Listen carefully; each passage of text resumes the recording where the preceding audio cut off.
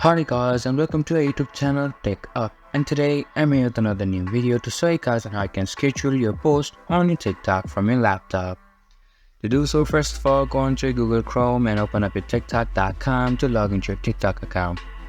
And after you log into your TikTok account, you will be on the For You page of TikTok. And from here now, if you click on Upload, you can see that you'll be transported to a TikTok studio where you are able to select the video that you want to upload. Simply select the video that you want to upload, and after that you'll be taken to this kind of screen where you are able to edit the description, hashtags and mention. Not only that, you are able to put a cover photo on your TikTok post as well.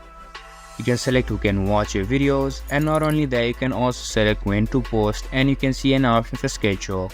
If you click on schedule, you can just click on allow. After that, click on allow, and now you are able to see that you can schedule your TikTok video on the time and date you want.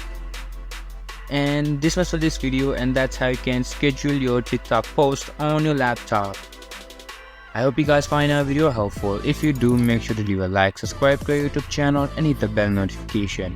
And don't forget to drop a comment for review, and for more content like this, see you guys in our next video. Thank you for watching.